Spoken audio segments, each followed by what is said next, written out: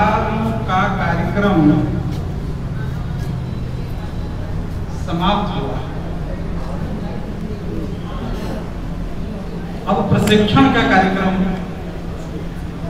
इजाजत हो, आज्ञा मिले कि जो विचार देना वो हमारे प्रमुख कर्मठ सभी लोगों ने अपना, मैं देख रहा था बहुत सुंदर कविता पढ़ रहे थे और विचार दिया गया, कुछ समझाया गया, संविधान के विषय में बताया गया, 4-5 शब्द आए, बहुजनों को शासक बनाना। बिरादरान इस्लाम के लोग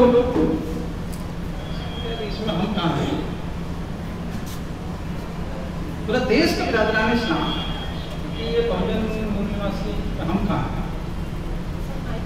और इधर तथागत गौतम बुद्ध, बाबा साहब की कोई बात नहीं, माननीय कांसीराम जी की कोई बात नहीं, पूरा देश हमारे बीच में फरीदी साहब का भी सोच रहे हैं, बात को जरा समझें। ये महापुरुष हैं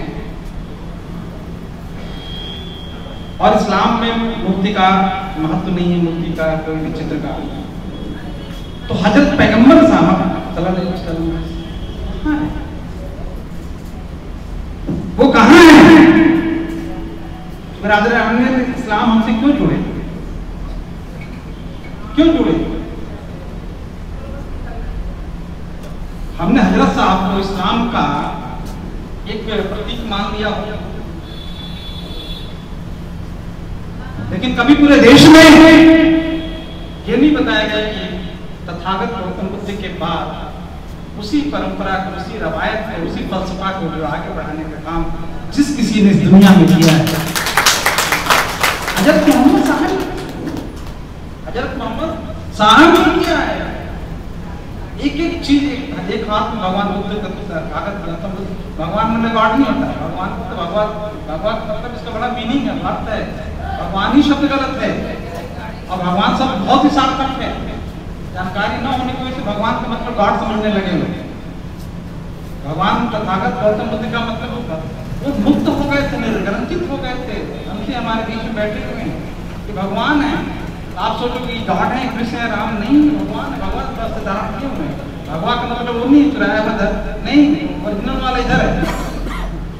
उसमें 5 बातें मैंने इसलिए कर दिया कि आपको अपने साथ जोड़ लूं, फिर हम आ जाएंगे अपनी बात पर।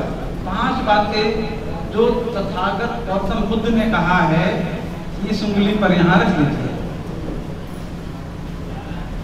और इस्लाम के फलसफा को इस उंगली में रख लीजिए ऐसे, बस साथ आंखें खुल जाएंगी। बुद्ध ने कहा है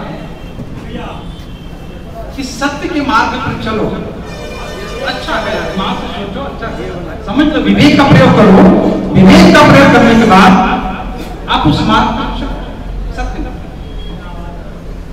इसको यहां रख लीजिए।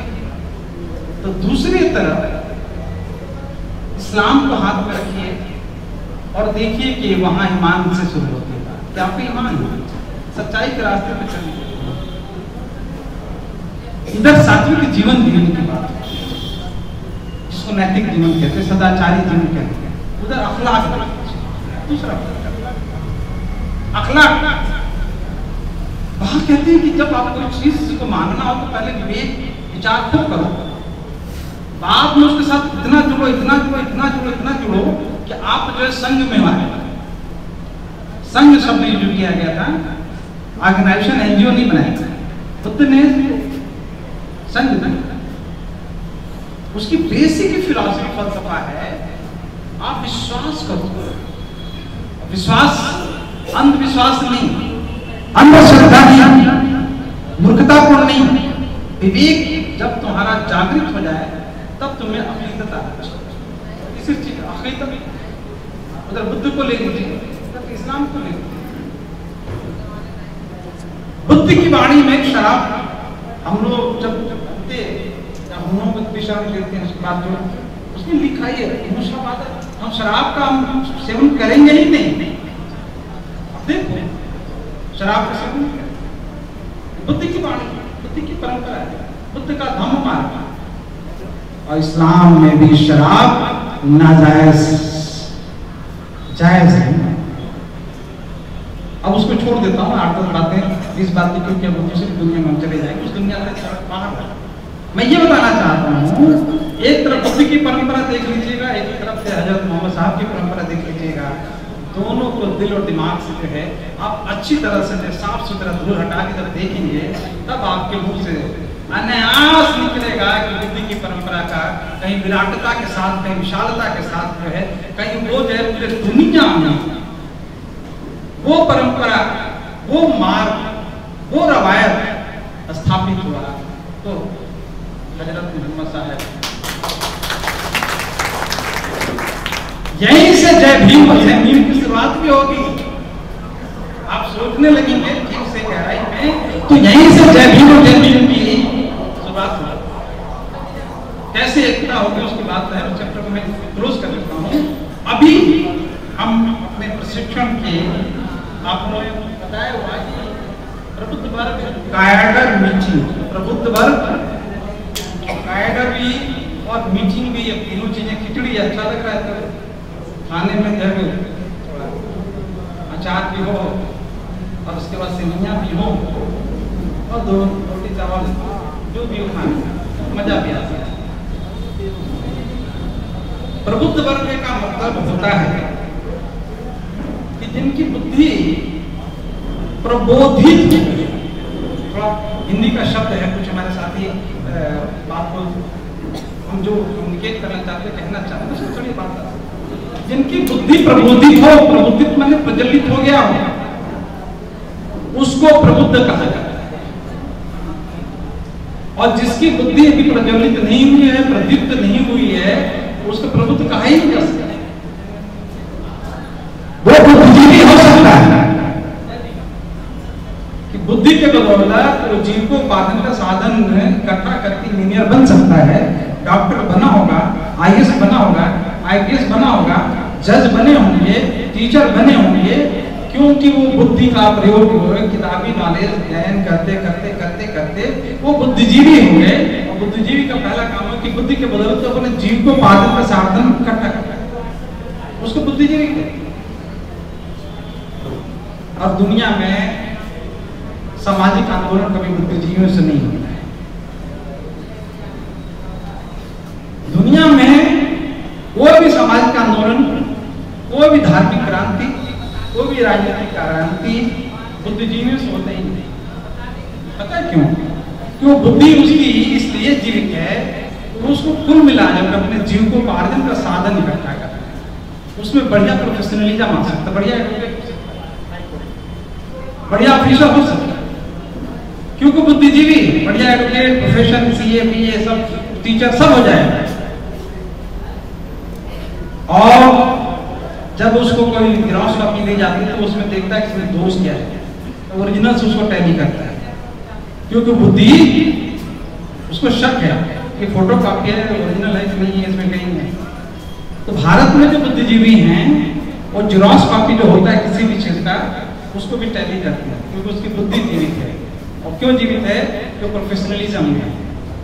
ऐसे लोगों ने कभी भी आप बुरा मत मानो, बुरा बिल्कुल मत मानो। हम लोग बात को समझने के लिए आए हैं, किसी को चार्ज करने के लिए नहीं आए, किसी को दोषारोपण करने के लिए नहीं आए। बात को समझ कि पूरे देश में चारों तरफ बुद्धिजीवी होने, उसको अंग्रेजी में इंटेलेक्चुअल कहा जाता है। और जब किसी IG, collector, commissioner, even vice chancellor के पास जाते हैं, जजेस के पास भी जाते हैं, और जब कभी किसी समस्या का समाधान मांगते हैं और वो नहीं दे पाता है, तो एक आवेदन आदमी बाहर जाकर थोड़ा बेवकूफ आता है। मैं अपनी शब्द नहीं बोलूँ, गाने के नहीं दे रहा। हाँ, हमें इतना बड़ा बेवकूफ, बड़ा अफसर बना, उठाई लगाया, बात नहीं समझता, बताता था। ये सच्ची बात है। एक आदमी DM के पास जाकर एप्लीकेशन देता है, देखिए ऐसे ऐसे घपला हुआ है, ऐसे ऐसे प्रॉब्लम SDM ऑफिस में हुआ है, और तहसीलदार ने, लेखपाल ने, जिस दिन कुछ ऐसा किया, वो डीएम का एप्लीकेशन देता है, डीएम उसमें रिमार्क करता है, एसडीएम को करता है ना, आख्या प्रस्तुत करें या इस पर जो है त्वरित कार्रवाई करें, या इस पर लिख देता है कि इस पर जो है जांच करें, है ना, जांच का प्रतिवेदन भेजें। वो बाद में निकल के जाता है कि इसको लेके कहाँ जाएं, एसडीएम साहब के पास जाता कहता है उसमें लेखपाल, तहसीलदार और एसडीएम ही की जो शिकायत लिखी हुई है, और डीएम साहब ने बिना पेपर वो पढ़े ठीक से समझे उसको भेज दिया है। तो मैं बाहर एक जगह की बात, दामों की बात है, मेरा ही बैचमेट था वहाँ डीएम, और मैं सागर इसमें था, डिप्टी कमिश्नर था, तो वैसे मैं वहीं से मिलने गया, तो वो आदमी निकल के बलमना रहा था और वो बोल रहा था बड़ा बेवकूफ। उन्होंने क्यों पूछा क्या हुआ भाई, क्या हुआ, ऐसे ऐसा है। तो मैं अंदर गया, तो हमने कहा कि तुम्हें इस देश की जनता या इस जिले की जनता या इस शहर की जनता ने एक प्रमाण पत्र दे दिया है कि आप जो है बेवकूफ हो।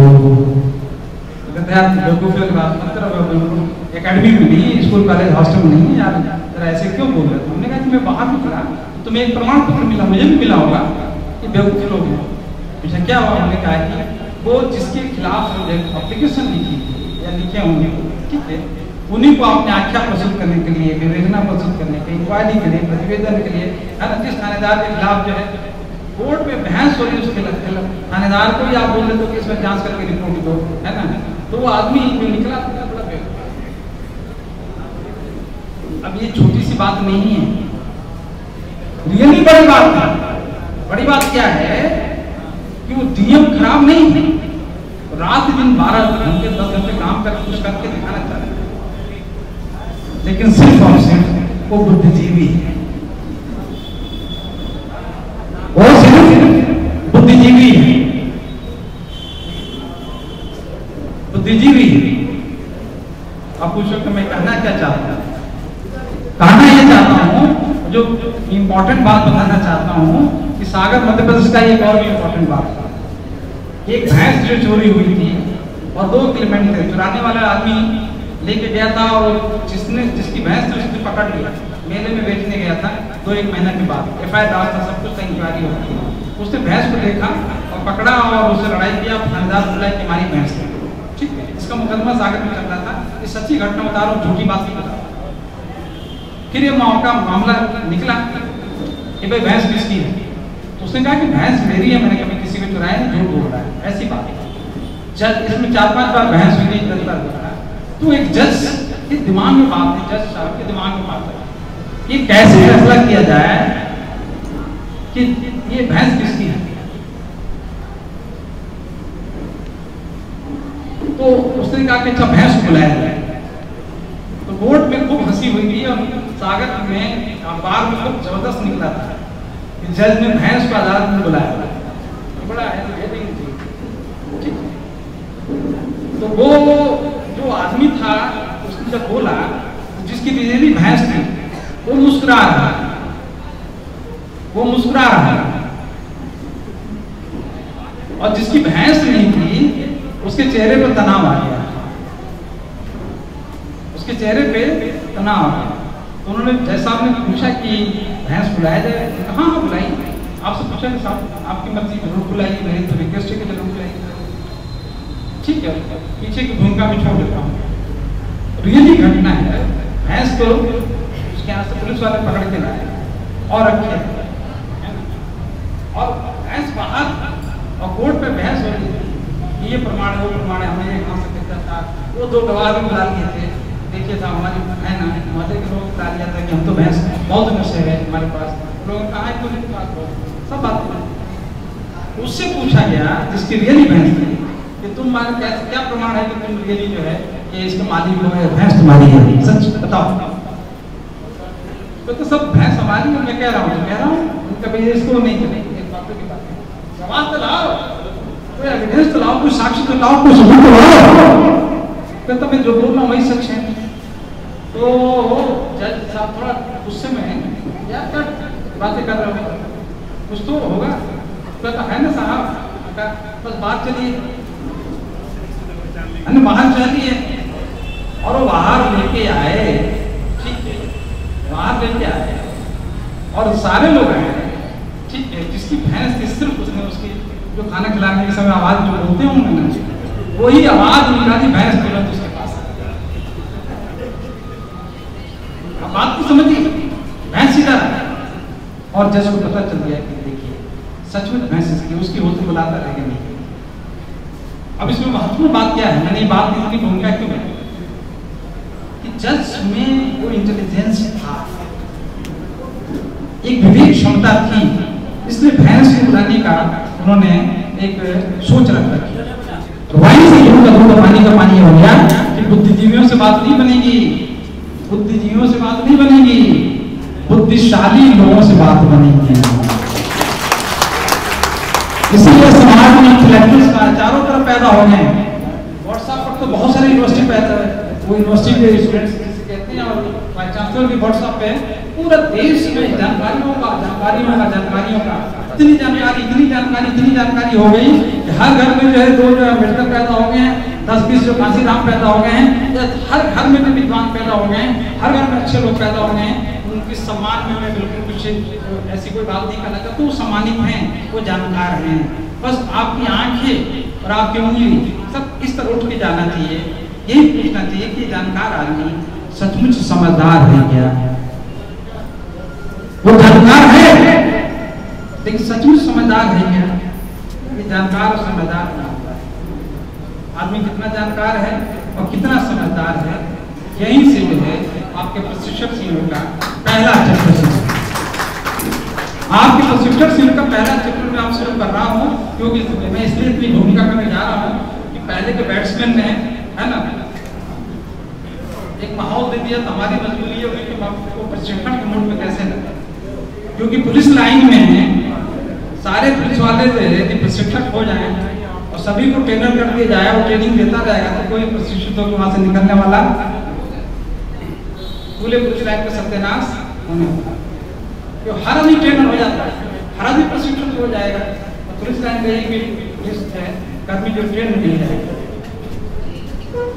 इसलिए ट्रेनर एक ही होता है, एक आदमी जब ट्रेनिंग देगा, प्रशिक्षण देगा, काडर बनाएगा, तो बात जो है सही तरह से समय ढंग से हमारे और आपके दिमाग में बैठेगी।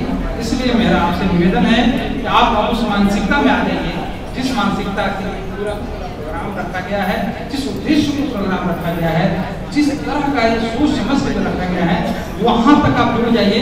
फिर यहाँ से जाने के बाद जो है आपका विवेक और आपका उद्देश्य साथ में, विवेक और उद्देश्य का मामला है। क्योंकि ध्यान रखिए कि जिस व्यक्ति का और जिस समाज का अपना कोई सामाजिक और दूरदर्शी उद्देश्य नहीं होता है, वो व्यक्ति और वो समाज हमेशा हमेशा हमेशा दूसरे के उद्देश्य और दूसरे के भविष्य के लिए काम करता है। जिस समाज का, जिस व्यक्ति का सामाजिक दूरदर्शी भविष्यगामी ऐतिहासिक उद्देश्य नहीं होता है, वो मजबूर है अपने दुश्मन का, अपने अपोजिट का, अपने विरोधी का, या जिसका प्रभाव है, जिसका वर्चस्व है, उसके उद्देश्य के मुताबिक, उसके भविष्य के निर्माण के लिए, उसके भविष्य को सुरक्षित करने के लिए वो रात दिन काम करता रहेगा। क्योंकि उसका अपना सामाजिक उद्देश्य। अभी आप कहेंगे कि आप केशव मौर्य जी की तरफ इशारा नहीं कर रहे हैं, ऐसा तो नहीं केशव मौर्य जी की तरफ इशारा कर रहे हैं, आप ये तो नहीं कि सतीश मिश्रा जी की तरफ इशारा कर रहे हैं। मैं इशारा इधर भी नहीं कर रहा हूँ, इशारा हमको करने की भी जरूरत नहीं है। जब देखना ये कि हमारे समक्ष जो बुद्धिजीवी बैठे हुए हैं कि बुद्धिशाली बैठे हुए हैं।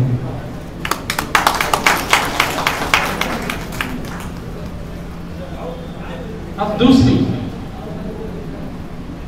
पूरे इतिहास को देख लीजिए, चाहे बरादरान इस्लाम का इतिहास, चाहे मूल निवासियों के इतिहास, जिसका भी इतिहास आप देख लीजिए, समझिए पूरे भारत में जो मूल निवासी हैं उनके सारे वक्ता, सारे लेखक, सभी लोग क्या कहते हैं कि हमको छोटा बना दिया गया, नीच जाति का, छोटी जाति का, शूद्र जाति का, बैकवर्ड कम्युनिटी दबाया, उसको छोटा करना।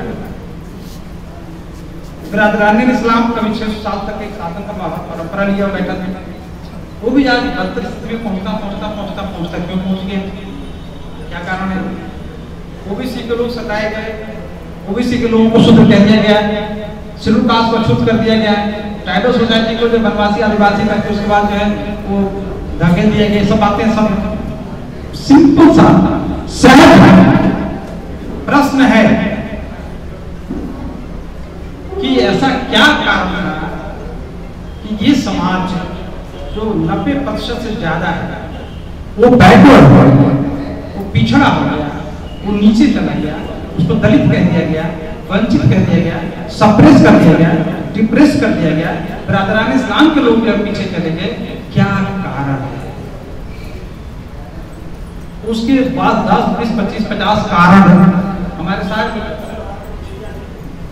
वहां से लेकर यहाँ तक जो 500 लोग बैठे हुए हैं, नीचे भी बैठे हुए हैं 200 लोग हाल में, ये 500 लोग बैठे हुए हैं प्रबुद्ध लोग, सबको एक बात कहने के लिए मौका दे दिया जाए, सब जानकारी देंगे, अच्छी जानकारी देंगे। इस कारण से उन्होंने बहुत बदमाशी किया था, अनुवाद आ गया था, ये वाद आ गया था, वो बात, सब बातें बताई। उसी में से मैंने एक पॉइंट चुना है आप ही लोगों के बीच से, और बताना जरूरी है। सारे तर्क, सारे आर्गुमेंट्स, सारे विचार एक तरफ रखिए, सिर्फ एक बात दिमाग में रखिए, देखिए बात कैसे जो है खुलती जाएगी, कैसे हमको आंखें मिलती है कि हमारे पुरखों, चाहे ओबीसी का हो, SC ST का हो, इवन बिरादरान इस्लाम के लोग थे, सबको साथ में लेके चलते हैं। इनको शिक्षा से वंचित किया गया है। तो बिरादरान इस्लाम का आदमी उठेगा, उंगली उठाएगा कि क्या बात करो, हर शहर में मदरसा है, मकतबे हैं, क्या बात कर रहे हो? ऐसी बात नहीं है साहब, आप थोड़ा गलत बोल रहे हो। SC ST पर लागू हो सकता है, OBC पर लागू हो सकता है कि बिरादरान इस्लाम का हर जगह मदरसे हैं, मौलाना हर जगह अपने तकरीरों में पूरा थे, उनकी अपनी बात। लेकिन जब मैंने एक प्रश्न किया कि क्या मदरसे में, मकतबे में भी वो शिक्षा दी जाती है जिस शिक्षा के विषय में, जिस तालीम के विषय में पैगंबर इस्लाम ने हदीस के मार्फत, हदीस जो कहते हैं, आप हदीस पढ़ते हैं, हदीस भी है, हदीस में जिक्र आया, क्योंकि हम उस समय नहीं आप नहीं थे, तो जो आए हैं हमारे आंखों के सामने हदीसों के माध्यम से आया। तो जो पुराने पाक की जानकारी आप कितना रखते हैं मुझे पता नहीं है, लेकिन हदीस की जानकारी तो हर मुसलमान बिरादरान इस्लाम रखता है। हदीस में एक हदीस ये आया कि पैगंबर इस्लाम कहते हैं, ऐ दुनिया के मुसलमानों, तुम्हें यदि तालीम हासिल करना है तो चीन तक भी जाना पड़े तो चीन तक भी जाओ, वहां से तालीम लेके आओ। अब इसको जो मौलाना बताते हैं, मैं उनसे थोड़ा अलग बताता हूं। मौलाना हजरात जितने भी हैं, वो जो बात कहते हैं, वो इतनी सी बात कहते हैं कि हुजूर ने कहा था कि दीनी तालीम के साथ साथ दुनियावी तालीम सब जरूरत है। तो दुनियावी तालीम के लिए आपको चीन तक भी जाना जा सकता है। मैंने कहा कि हजरत, कई मौलाना से बड़े अच्छे नाम लेना अच्छा नहीं लगता, मैं उससे किसी का भी, हमने कहा कि बस, हमने कहा कि हुजूर के जमाने में दुनिया का सबसे बड़ा मरकज, एकेडमिक मरकज रोम था, पड़ोस में ही, वहां क्यों नहीं भेजा? एथेंस था पास में, जो उठने बोलने के बावजूद मुझे सारे फिलोसफर वहां पैदा हुए, यूनिवर्सिटी कॉलेज उस समय थी जब इधर नहीं था, वहां भी ये बात थी। ईरान में भी एकदम खत्म नहीं हुआ, ईरान में भी मरकज थे। उसके और आगे जाइए तो ऑक्सफोर्ड यूनिवर्सिटी से पहले वहां एजुकेशन का सिस्टम जो है उस समय तो नहीं, लेकिन बाद में बहुत हुआ कि उस समय वहां भी थोड़ा था, उधर तो नहीं भेजा। और सरजमीन हिंदुस्तान जिसको कहा जाता है, ये भी एक मरकज था, ये भी एक केंद्र था, यहाँ क्यों नहीं भेजा? 5वीं 6वीं शताब्दी में हुजूर के आने के बाद उनकी हदीस की कई बात आती है, तो वो जानते थे ये जो देश है यहाँ बड़ा शिक्षा का बड़ा सब कुछ है, बहुत सारी बातें, वहाँ क्यों नहीं भेजा? क्यों चाइना का नाम लिया? ये इसलिए मैं बता रहा हूँ, एक महत्वपूर्ण बात पर आ जाऊँगा, आप सब लोग हमारे साथ जरा जुड़े रहिए। एक मौलिक बात बता रहे हैं, फंडामेंटल बात बता रहे हैं, बेसिक बात बता रहे हैं कि प्रशिक्षण में आए लेके जाए, तब तो आपको भी मजा आएगा, मुझे भी अच्छा लगेगा और अच्छे विचार अच्छे भाषण सुन के चले जाएंगे।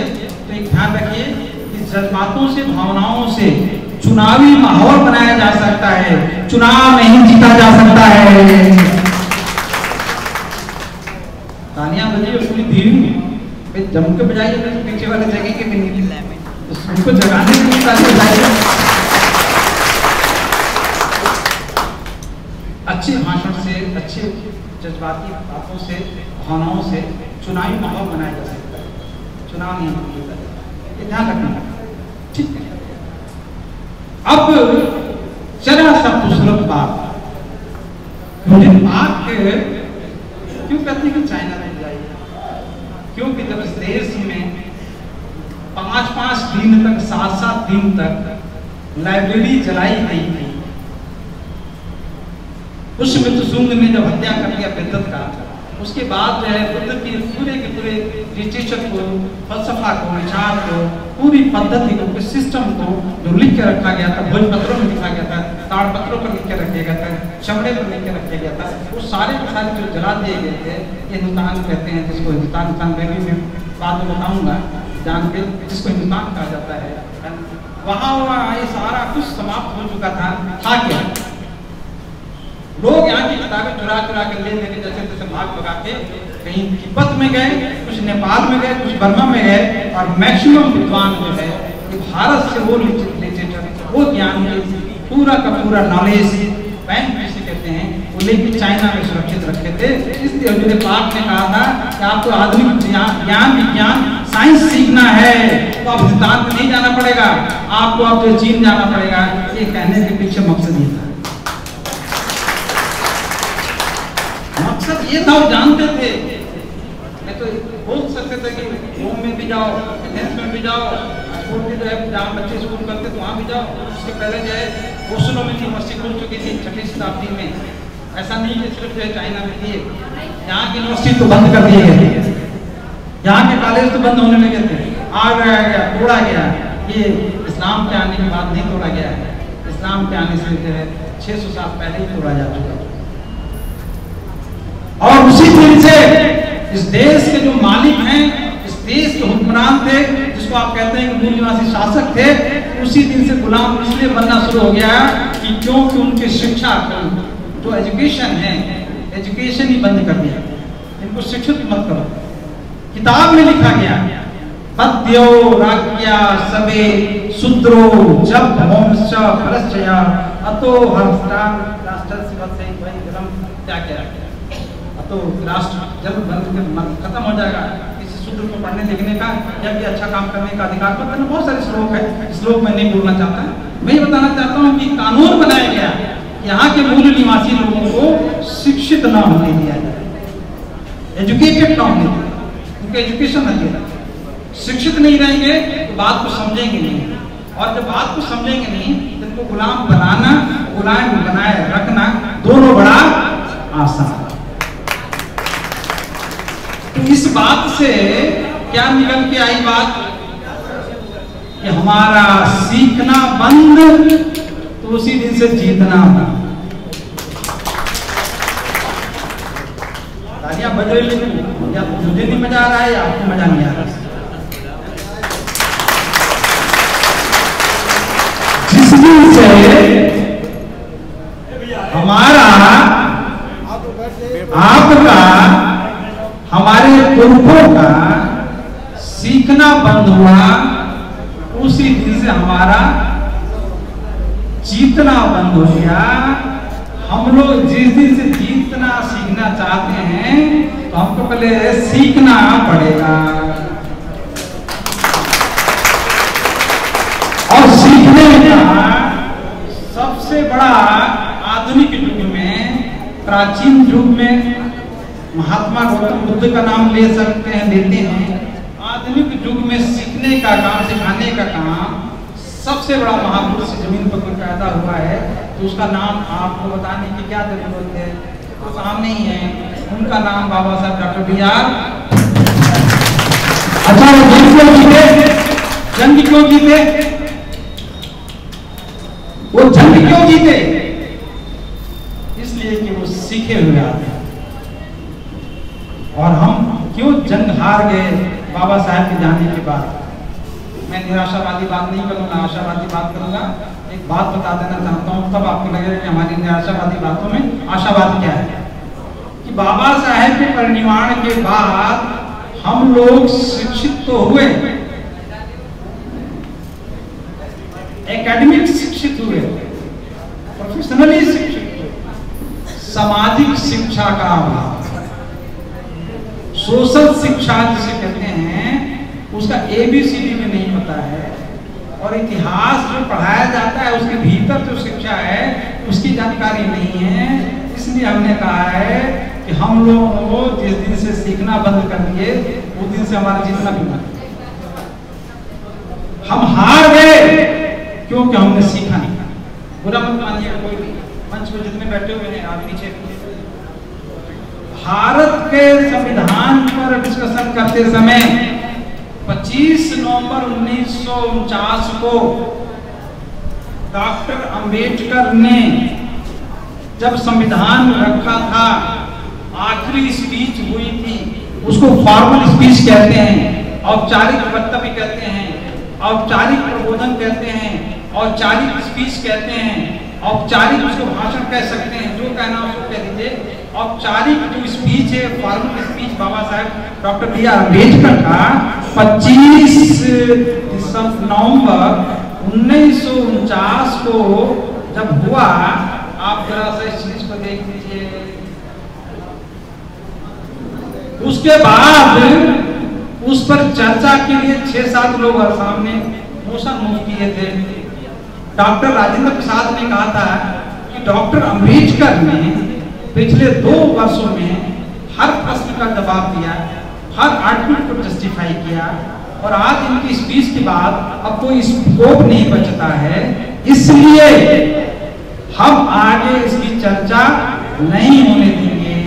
और आज ही पूरे सुनवाई की, जैसे थर्ड, इसको वाचन कहते हैं, तीसरा वाचन कहते हैं, थर्ड रीडिंग कहते हैं, थर्ड रीडिंग की कार्रवाई आज समाप्त करते हैं। मतलब इसके बाद जो है कोई भी संविधान के किसी भी आर्टिकल की कोई चर्चा पर चर्चा नहीं होगी, और हम इसको जो है आज ही 25 नवंबर 1949 को भारत के संविधान जो ड्राफ्टेड था उसको फाइनल करते हैं, और कल हम पूरे देश को अंगित करने के लिए, स्वीकृत करने के लिए, स्वार्पित करने के लिए, आत्मर्पित नहीं, हिंदी में लिखा हुआ आत्मर्पित, स्वार्पित करने के लिए घोषणा करते हैं। कार्रवाई समाप्त हो गई, और 26 नवंबर 1950 को भारत का संविधान हमने स्वीकार कर लिया, हमने स्वीकार कर लिया। ठीक, अब आइए हमारा प्रशिक्षण का दूसरा भाग। जानकारी के लिए बोलने भूमिका के तौर पे था, अब ये जानकारी कि भारत के संविधान में बाबा साहेब ने पहला ही जो अनुच्छेद है, पहला ही जो आर्टिकल है, पहला ही जो चैप्टर है, वहीं से जो शुरुआत की, तो इस देश का नाम क्या है अंग्रेजी में बोला गया, और उस भारतीय भाषाओं में तो कहा गया कि इंडिया, दैट इज भारत। विदेशी भाषाओं में बोलना हो तो इंडिया बोलिए, और भारतीय भाषाओं में बोलना हो तो भारत बोलिए। ठीक है, सीखने वाला शुरुआत हो रही है। उसी दिन रामलीला ये वोट क्लब पे RSS के लोग, जनसंघ के लोग बाबा साहब का पुतला जलाए और कहते हैं कि हम आज से भारत का संविधान मानते ही नहीं, भारत के संविधान हम मानते ही नहीं, और ना तिरंगा मानेंगे। हमारा भगवा झंडा है, हम भारत के संविधान को ठीक, भारत के संविधान को। उसके बाद उनके खिलाफ कार्रवाई शुरू हुई। दिल्ली की चीफ कमिश्नर, उस जमाने में एक ही पोस्ट होती थी पूरे नॉर्थ इंडिया की, और दूसरा बॉम्बे प्रेसिडेंसी, तीसरा मद्रास प्रेसिडेंसी, चौथा कलकत्ता प्रेसिडेंसी के कमिश्नर होते थे, वो चलाते थे। एक चीफ कमिश्नर जो होते थे, जो पाकिस्तान, अफगानिस्तान, बर्मा, नेपाल उनके अंडर में आ गया। एक नोटिफिकेशन जारी है कि आरएसएस पर बैन लगाया जाए कि भारत का संविधान, भारत के तिरंगे झंडे पर विश्वास नहीं। उसके बाद इनके सबसे बड़े जो वर्कर थी जाके माफी मांगी। तब सरदार वल्लभ भाई पटेल ने कहा कि ठीक है, बैन हम उठा लेंगे 1 साल के बाद, ठीक है, लेकिन ये जो काम कर रहे हो हम होने नहीं देंगे अपने देश में, नहीं होने, ठीक है। तब जो है आरएसएस के लोगों ने सोचा, आरएसएस कि डायरेक्ट जो है संविधान को लेकर हम लोग टकराएंगे तो चूर चूर, तो उनसे रणनीति बदलो और डायरेक्ट टकराने वाला काम मत करो, तैनात हो जाएगा। तो उन्होंने क्या किया कि इनडायरेक्ट वे में भारत के संविधान को नकारना शुरू किया। चूंकि वही सर्विसेज में थे, वही सेवाओं में मैक्सिमम थे लोग, तो तुरंत एंटीना का बहुत महत्व है। कन्याकुमारी में जो बात चलेगी जम्मू कश्मीर तक जो शाम तक पहुंच जाती है। प्रयागराज में एक कोई बात होगी तो एंटीना जो है अभी मोबाइल अभी आया। 2500 वर्ष से जो मोबाइल है वो तुरंत जो उज्जैन में क्या निर्णय लिया है, बनारस वालों को पता चल जाता है, और बनारस में क्या निर्णय लिया गया है वो प्रयागराज में हो जाएगा। प्रयागराज में जो निर्णय लिया गया है वो कामाक्षी मंदिर में तुरंत पहुंच जाता है। कामाक्षी में जो निर्णय लिया गया है वो तुरंत मदुराई में पहुंच जाता है। ये एंटीना सिस्टम उतना स्ट्रॉन्ग आज से नहीं है। वो तुरंत उन्होंने कहा था कि भारत के संविधान के विषय में डायरेक्ट टकराएंगे गड़बड़ होगा। तो उसका सबसे सस्ता सुंदर टिकाऊ है कि धीरे धीरे इनडायरेक्ट वे में संविधान को निष्प्रभावी करेंगे, और निष्प्रभावी करेंगे हम पहले चैप्टर से, पहले अनुच्छेद से करेंगे। क्योंकि एक एक करके जो मकान तोड़ना है तो एक अंदर यहाँ जाकर ब्लास्ट करेंगे तो अपन में मरेंगे। किनारे रह के अपने को सेफ कर लो, 50 साल तक सुरक्षित रख लो, फिर जो बुलडोजर लगाना तो अपने को सुरक्षित करके करें। डायरेक्ट करेंगे गरीब गरीबी रह जाएंगे। पहले अमीर बन जाओ, ठेके ले लो, सब कुछ ले लो, सत्ता संपत्ति ले लो, उसके बाद तो फिर ठोक करेंगे। तो उससे अच्छा है हम धीरे धीरे। अब तीसरा चरण, अब देखिए क्या महत्वपूर्ण बात है कि उन्होंने मिलिट्री में तुरंत पुलिस एकेडमी में जितने ट्रेनर थे हर जगह सबको बोला कि बोलो जय हिंद। सबको बोला, आईपीएस में बोला जय हिंद, तो नीचे वाले पुलिस वालों की क्या औकात है कि बोलेंगे जय भारत, तुरंत जय हिंद शुरू कर दिया। और इधर पाकिस्तान का बंटवारा वाला हो गया तो मामला है। तो बिरादराने इस्लाम की जवान पर भारत शब्द कभी ना आ जाए, अच्छे अच्छे शेरों के माध्यम से, अच्छे अच्छे गजलों के माध्यम से, अच्छे अच्छे कतार के माध्यम से आपकी जवान पर बड़ी सहजता से, है ना, भारत ना आ जाएगी, काफिया का मामला आ जाता ना, वो गजल पढ़ेंगे तो चीज आएगी नहीं, काफिया आएगा। पाकिस्तान उधर, हिंदुस्तान इधर, पाकिस्तान उधर, हिंदुस्तान इधर। अब ये पूछो कि मुसलमान किधर? नहीं, मैं पूछ रहा हूँ, मजाक मत सोचो, ये खून खोल रहा है। मैं मजाक में नहीं हूँ यहाँ खड़ा हुआ। 30 साल तक जो है रोटियां नहीं बनी है, घास नहीं झेली, एक एक चीज हमने देखी और एक एक जगह पर मैंने मारी है, तीर निशाने पर मारे। हम लोग वहां तीर निशाने मारे जहाँ पर लोग अच्छे से लोग सोच। ऐसा क्यों? जब पाकिस्तान बना, हिंदुस्तान हम हिंदुस्तान पर गर्व करते हैं, हिंदुस्तान ये कर दिया जाएगा, मतलब मुसलमान बिरादरान इस्लाम के लोग, खासकर शायद लोग, हिंदुस्तान जिंदाबाद। उनका काम बड़ी सहजता से, उनकी जो व्यवस्था है, जो सांस्कृतिक परंपरा है, जो उनकी रवायत है, जो उनका धर्म है, जो धार्मिक षड्यंत्र है, बड़ी सहजता से हमारे आपके कंधे पर रख दिया, हमारे आपके दिमाग में डाल दिया, हमारे आपके जबान पर डाल दिया, पता ही नहीं चला कि कब जो है व्यवस्था परिवर्तित हो और नई व्यवस्था जो लागू करनी थी तो हाथ से निकल गया, पता नहीं चला। इसलिए नहीं चला, हम लोगों ने सीखना बंद कर दिया। जब सीखना बंद करोगे जीतना बंद हो जाएगा। वो बड़ी सहजता से 35 साल पहले मैंने बात कही थी, लोगों को आंखें खुल रही वो अलग बात है, रिकॉर्डेड चीज, लिखी हुई चीज, एक प्रेस में निकला हुआ चीज मेरे पास सुरक्षित है। 35 साल पहले हम लोगों ने ये नारा शुरू कर दिया था देखने की, भाई इस देश का नाम भारत है, इस देश का नाम हिंदुस्तान नहीं। ये कहाँ अधिकारी कर्मचारी सैटरडे संडे को टाइम दे सकते हैं, 365 दिन का टाइम। और लोगों को सोचेगा यार पुराना नाम था हम भूल रहे हैं, क्या है बड़ी बात है, फालतू के लोग हैं, हिंदुस्तान भूल रहे, बेकार लोग हैं। एक नाम है तो इसमें क्या होता है, भारत बोलो हिंदुस्तान बोलो, बड़ी सहजता से। यहाँ से मैं बात शुरू कर रहा था, करूंगा कि सीखना बंद। और हार रहे हैं तो कहते हैं हार क्यों रहे हैं? अरे भाई आपने सीखना बंद कर दिया तो जीतना अपने आप बंद हो जाएगा। एक षड्यंत्र है। और मैं आपको बोलूंगा क्या कि बड़े विचार हो गए। तो मैंने पूछा कि शब्द के षड्यंत्र को हमारे लोग शब्द के षड्यंत्र को कितने लोग समझते हैं? बुद्धायु पदायु कब हो गया पता चला? शीलवान तथागत गौतम बुद्ध गया से निकल के सिवान होते हुए बलिया होते हुए बनारस आते हैं। वहां एक चर्चा पर चर्चा रोज कहते हैं कि शील के मार्ग पर चलो। वो शीलवान कब सिवान जिला हो गया पता चला? प्रज्ञा का सबसे अधिक चर्चा, प्रज्ञा सबसे अधिक चर्चा प्रयाग में, इलाहाबाद में।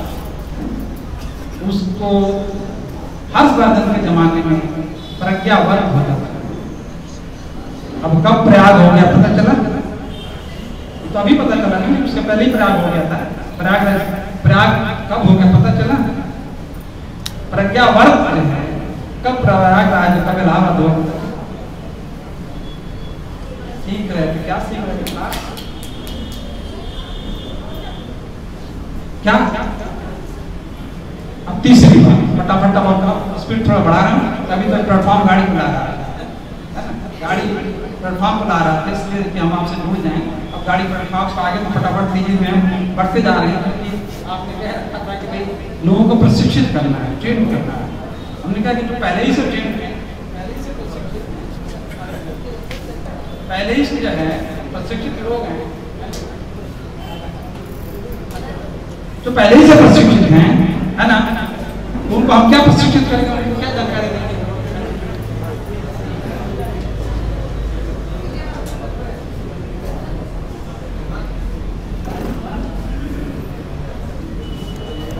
पानी डाल दिया, पीने के लिए नहीं, मैंने पानी डाल दिया, है ना? अब इसमें कोई चीज डालो, कोई चीज डालो, है ना? तो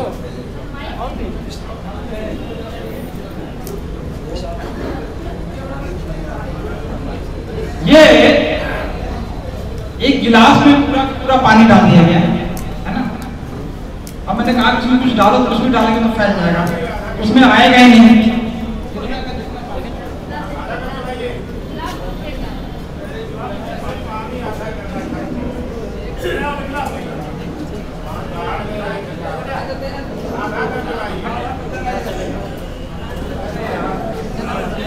सबसे अधिक मिसमैनेजमेंट जो मैनेजरों से होता है, जहां भी मैनेजर ज्यादा हो जाए तो मिसमैनेजमेंट नहीं से होता है।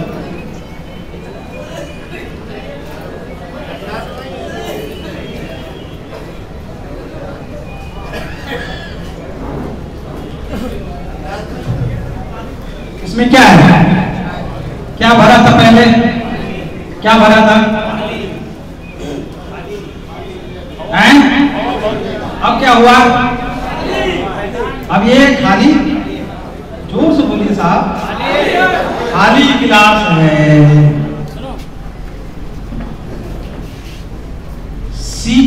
बंद तो जीतना बंद। ये खाली गिलास नहीं है मेरे भाई, ये खाली गिलास है क्या? खाली गिलास है क्या? इसमें हवा भरी हुई है,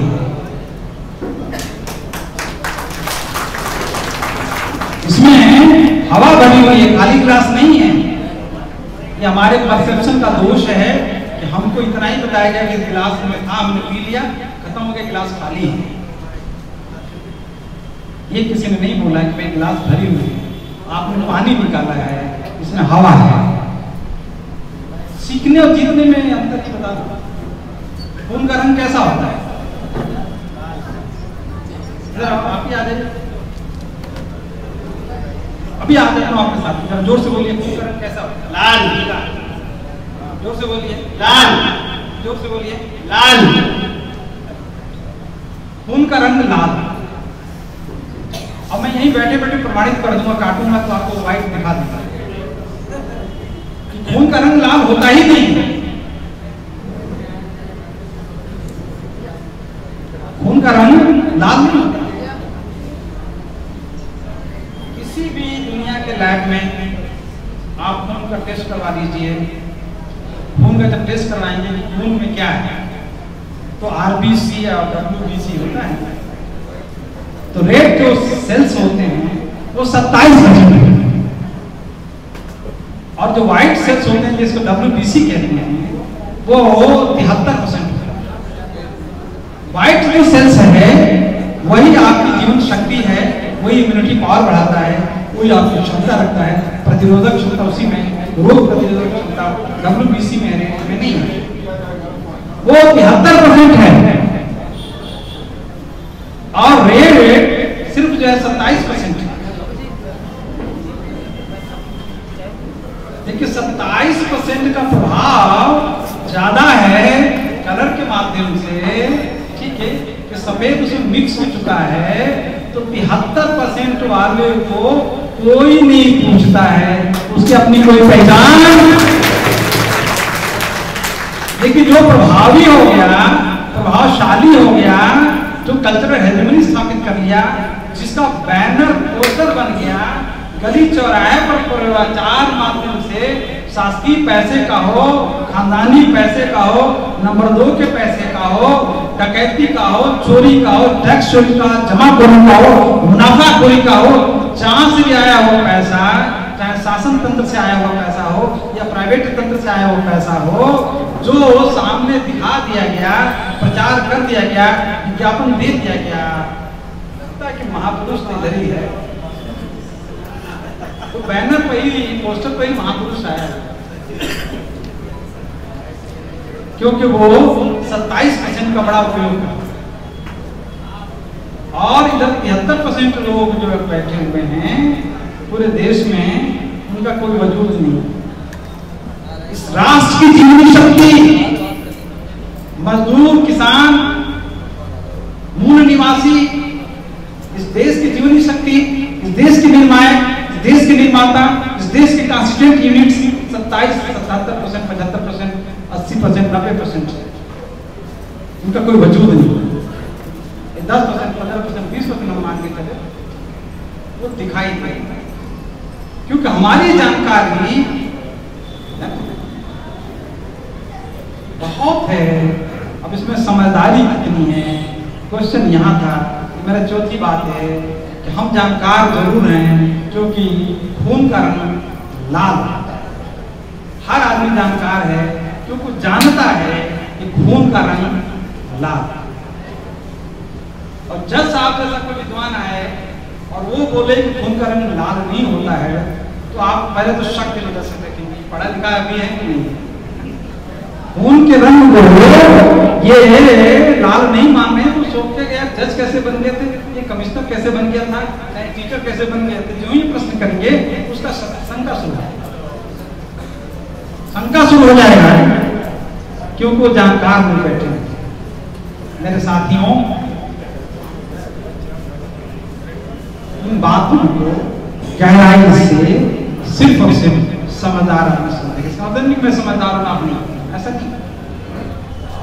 ये कार्यक्रम जिसको प्रशिक्षण शिविर कहते हैं, ये शिविर आपको आंखें देने का कार्य। हमारे महापुरुषों में, हमारे का मतलब सिर्फ जो है 4 नहीं, 123 महापुरुष हैं। Baba Saheb doctor B R Ambedkar विराट हैं, विराटता की बातें उनकी असीम हैं, लेकिन जितने महापुरुषों ने जो शिक्षा दी है उसको समझने की जरूरत है। तब हम समझेंगे कि सचमुच हम और आप जो है जानकार हो गए हैं और उसके बाद समझदार हो गए हैं। जानकार समझदार हम तब तक नहीं होंगे जब तक की हुई आंख हमारे पास है। उनकी आंख मिल गई तो आप समझ सकते हैं कि बैक्टीरिया किधर है और वायरस किधर है। ये बैक्टीरिया और वायरस की जानकारी सिर्फ अच्छे डॉक्टर्स को होती है। आम आदमी तो पानी में पी के बीमार मर भी जाते हैं। तो प्रशिक्षण शिविर में आने का मकसद ये है कि हम लोग 5वें अध्याय के पहले सेंटेंस पर शुरू करते हैं अपनी बात। वो ये है कि हमें जो महापुरुषों ने आंखें दी हैं, उस आंखों को हमने सजो के रखा है कि नहीं रखा है। यदि वो आंख मुझे मिल गई है और मुझे थोड़ा भी नाखून के बराबर भी विश्वास है कि हमको थोड़ी आंख मिली है, उनको आंख मिली है, उनको आंख मिली है, तो आंख बांटने का काम कोई हम लोग प्रशिक्षण शिविर कहते हैं। बोलो कि आंख बांटने का काम होता है, दृष्टि बांटने का काम होता है, नजर देने का काम होता है, विवेक जागृत करने का काम होता है। उसको प्रशिक्षण शिविर कहते हैं।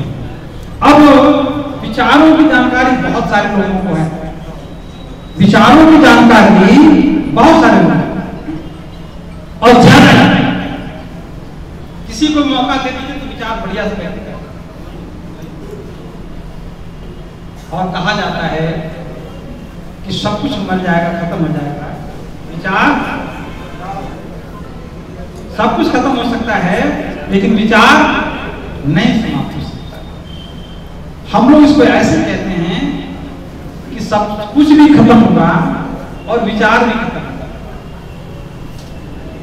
यदि विचारों को जानकर जनाने की प्रक्रिया समाप्त हो जाए तो विचार किताबों में रहेंगे, कुछ दिन तक उसको कीड़े खाएंगे, उसके बाद रद्दी की टोकरी में घर वाले फेंक देंगे या नहीं तो दूसरी पीढ़ियां फेंक देंगी, विचार वहीं का वहीं रह जाएगा, विचार नहीं जाएगा।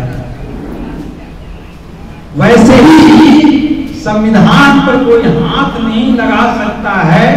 ऐसी गलतफहमी पैदा करने वाले और गलतफहमी में जीने वाले ये जान लें कि संविधान लिखी हुई किताब, उसको यदि कीड़े लग गए तो कीड़े कुतरते कुतरते कुतरते तो ऐसा कर देंगे कि हम और आप ही बोलेंगे कि अब इसको फेंको यार, क्योंकि इसमें से बदबू आने लगा है, इसमें से कीड़े आने लगे हैं। 121 अमेंडमेंट के बाद धीरे धीरे संविधान ही खत्म हो जाएगा, उसको डीमोरलाइज कर दिया जाएगा, उसको डिसप्रोवाइड कर दिया जाएगा, उसके सारे प्रोविजंस को जो ऐसे डायरेक्ट कर दिया जाएगा कि लगेगा अब संविधान बदलना ही ठीक है, संविधान पुराना वाला पुराना हो गया है, नया संविधान बनाने की चीज हम ही लोग आप करने लगेंगे। तब पता चलता है कि भैया विचार को जागृत निरंतर रखना जरूरी है, संविधान को जागृत निरंतर रखना जरूरी है, नहीं तो संविधान भी समाप्त हो जाएगा और विचार भी समाप्त हो जाएंगे, जैसे हमारे हाथ में ये है। ठीक है, अब ये जो हमारे हाथ में है इसको क्या कहते हैं? तिल्ली कहते हैं, माचिस की तिल्ली है ना।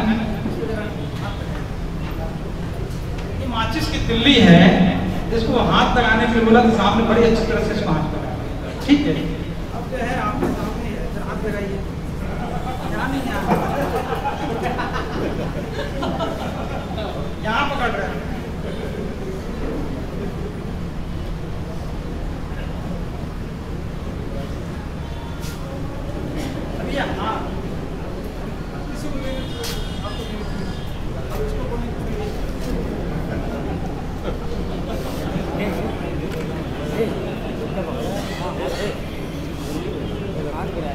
ये माचिस की डिब्बी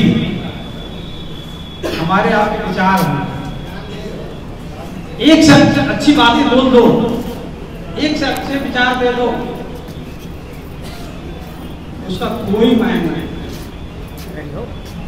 जब तक कि विचार को सक्रिय, प्रज्वलित और उद्दीप्त न करें, जब तक विचार को प्रदीप्त न करें, उत्तेजित न करें, उसको प्रदीप्त न करें, उसको जलाएं नहीं, उसको सक्रिय न करें। हमारे बीच में बॉम्बे से चल के प्रवीण निखाड़े साहब आए हैं, कृपया मंच पर आ जाएं।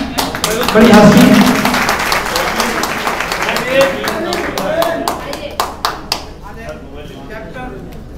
प्रवीण निखाड़े साहब बाबा साहब के परिवार बहुत बड़े